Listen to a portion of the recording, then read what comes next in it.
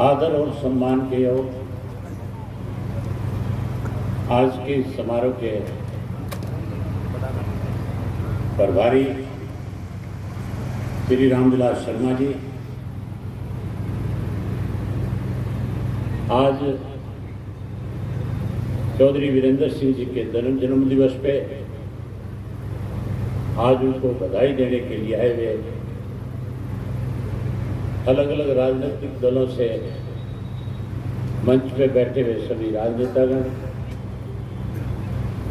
आप पंचायतों से आए हुए सारे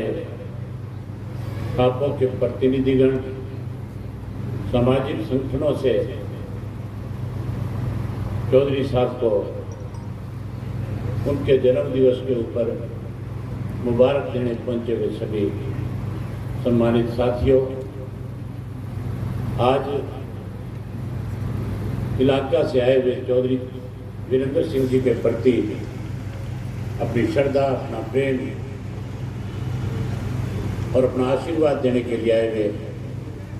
आदरणीय बुजुर्गों, नौजवान साथियों, सम्मान योग्य माताओं, बहनों, पत्रकार, छायाकार दोस्तों, मैं भी आज जहाँ चौधरी साहब को जन्म दिवस की हार्दिक शुभकामनाएं देने के लिए आया हूँ, जहाँ मैं अपनी तरफ से, अपने परिवार की तरफ से, अपने पार्टी की तरफ से आपको आपके जन्म दिवस की हार्दिक शुभकामनाएं देता हूँ। परमपिता परमात्मा से प्रार्थना करता हूँ कि आपकी आयु लंबी हो, आप लोगों की जहाँ सामाजिक सेवा कर रहे हो, जहाँ अपने राजनीति में रह करके प्रदेश के लोगों के लिए अच्छे फैसले लिए, आपने लोगों के दिलों में अपनी जगह बनाई। आज 50 वर्ष आपने अपने राजनीति के पूरे किए और मेरे से पहले रामपाल माजरा जी कह रहे थे कि चौधरी वीरेंद्र सिंह ने फैसला लिया है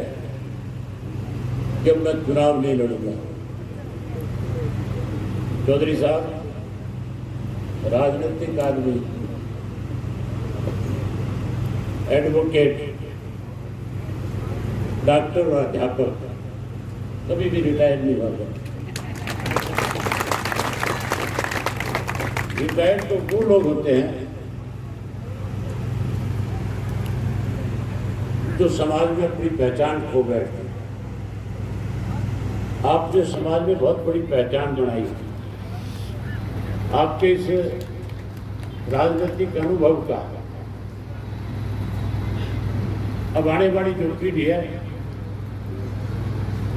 उसको आपकी उस प्रेरणा की बहुत जरूरत है। इसलिए हम आपसे कहना चाहेंगे कि आप फैसला तो अपनी मर्जी से लें, लेकिन लोगों की भावनाओं से, जो आज आपके प्रति इतनी बड़ी संख्या में आज आपके प्रति जो प्रेम भाव, जो श्रद्धा लेकर के आए, उनसे जरूर पहले पूछ लें कि मुझे क्या फैसला करना चाहिए। मैं तो आपसे ये निवेदन करूंगा, मुझे याद है सन 1988 के अंदर जब चौधरी देवीलाल की उम्र 73 वर्ष की हुई थी, दिल्ली के बोट क्लब के ऊपर चौधरी देवीलाल जी का जन्मदिवस मनाया जा रहा है। लाखों लोग वहां एकत्रित हुए थे और उसके साथ साथ कोई भी राजनीतिक दल ऐसा नहीं था जिस राजनीतिक दल के लोग चौधरी देवीलाल के जन्म दिवस पे उनको अपनी शुभकामनाएं देने के लिए ना पहुंचे। और उस दिन जो है एक बड़ा फैसला राजनीति का हुआ था। उस वक्त देश के हालात भी आज के हालात है इसी तरह के थे। देश के लोग मौजूदा जो उस वक्त का शासन था उससे दुखी थे। लोगों की इच्छा थी कि बदलाव हो और लोगों की ये इच्छा भी थी इस बदलाव के अंदर सारे जितने भी राजनीतिक दलों के लोग हैं वो कहीं ना कहीं राजनीति से ऊपर उठ करके देश को बचाने के लिए अपना लालच त्याग करके एक मंच के तौर पे इकट्ठा होकर के इस देश की लड़ाई लड़े।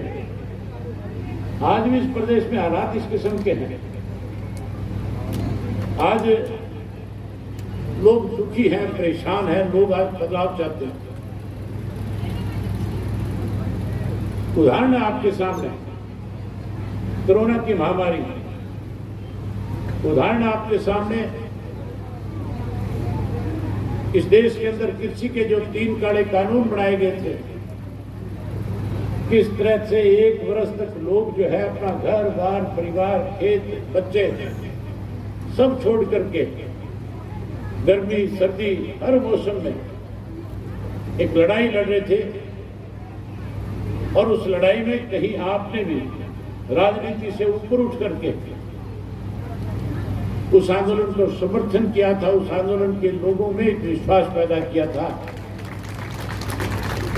आप जैसे लोगों ने जब उस आंदोलन को समर्थन दिया तो आंदोलन मजबूत हुआ, लोगों का विश्वास बढ़ा और जिन लोगों ने ये कानून बनाए थे उन्हें मजबूर होकर के वो कानून वापस लेने पड़े और कानून वापस लेकर के फिर से किसान को एक बार सम्मान के साथ घर की वापसी करनी पड़ी। आज जरूरत है आप भी जिस तरह से चौधरी देवीलाल ने एक तीसरा मोर्चा बनाया था, जिस तरह से रोड साउथ ईस्ट वेस्ट सब जगह नेताओं को इकट्ठा किया था, आज हरियाणा के नेताओं को आप इकट्ठा कर सकते हो। आज आपने ये साबित कर दिया कि सारी पार्टियों के लोग आज आपके जन्म दिवस के ऊपर आपको जहां बधाई देने पहुंचे। मैं ये समझता हूं कि राजनीतिक व्यक्ति का जन्म दिवस जब मनाया जाता है तो उसका मकसद केवल और केवल जन्म दिवस मनाना नहीं, उस जन्म दिवस के बहाने से प्रदेश के लोगों को एक अच्छा संदेश देना भी होता है। आज आप जब संबोधित करो, आप जब इन लोगों को धन्यवाद करो तो अपनी तरफ से एक संदेश भी दो प्रदेश के लोगों को कि प्रदेश में चाहे किसी की भी सरकार हो, जो कोई इस प्रदेश के किसान की, व्यापारी की, कर्मचारी की, मजदूर की अनदेखी करेगा, चाहे हम उस सरकार का हिस्सा भी क्यों ना हो, लेकिन हम हर वर्ग के लोगों के लिए इकट्ठा होकर के उस सरकार को मजबूर करने का काम करेंगे। आप कोई अच्छा फैसला लो। आज आप जैसे नेताओं को प्रदेश की जरूरत है। ये लोग इतने लंबे समय से जो बैठे हैं ये केवल एक ही बात सुनना चाहते हैं कि हरियाणा में बदलाव लाने के लिए अब उन सब लोगों को इकट्ठा करेंगे जो लोग हरियाणा के लोगों के लिए जिन्होंने लड़ाई लड़ी। आपने सदैव, चाहे आप कांग्रेस में थे, चाहे आज आप भारतीय जनता पार्टी में, जब कभी भी सरकारों ने कोई गलत फैसले किए आपने उसका विरोध किया। आप सदा अपने राजनीतिक जीवन में आपने संघर्ष किया और जब जब भी आपने सच्चाई के रास्ते पे चले, मेरे से पहले कई साथी कह रहे थे कि आपका मुकाम कोई और था, आपको प्रदेश की बागडोर मिलनी चाहिए थी, लेकिन उसके बीच में कुछ चापलूस किस्म के लोग जो थे वो कहीं ना कहीं रोड़ा बनते आए। चौधरी साहब,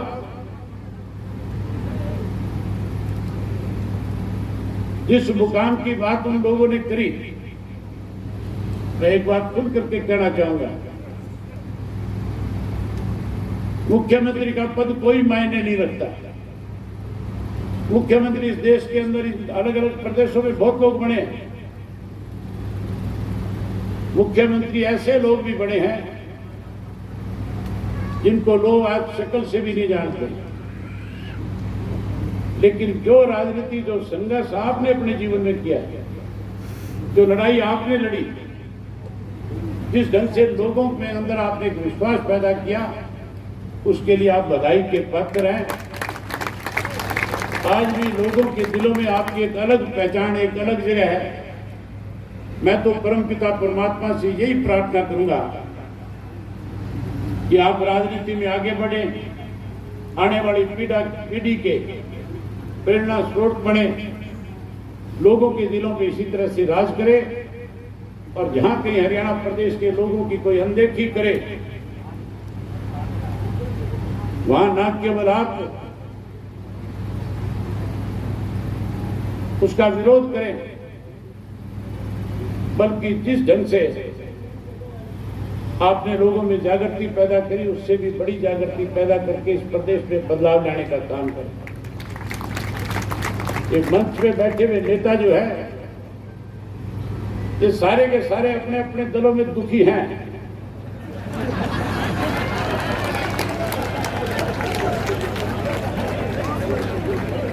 ये कह नहीं सकते, ये मजबूर है, लेकिन इन सब की इच्छा है कि कोई इनका नेतृत्व करने वाला बने।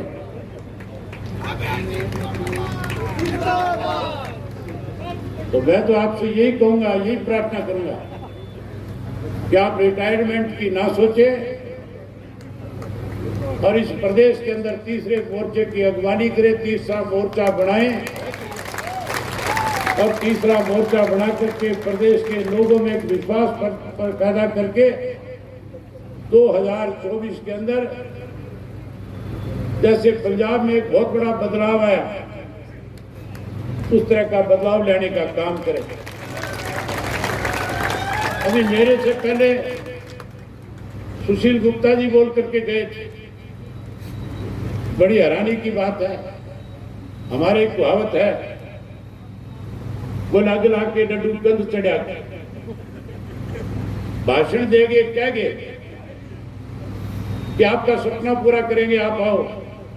लेकिन आपकी बात सुने भी नहीं चलेंगे।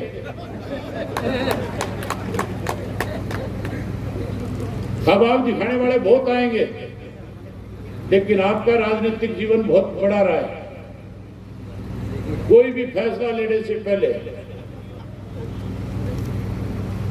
लोगों की जो भावनाएं है, मैं उम्मीद करूंगा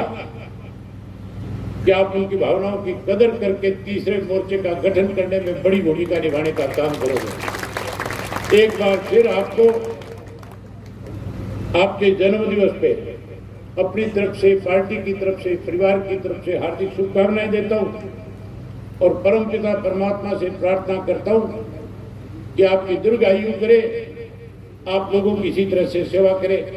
आपने मुझे आमंत्रित किया, आपका बहुत धन्यवाद। जय हिंद, जय हरियाणा।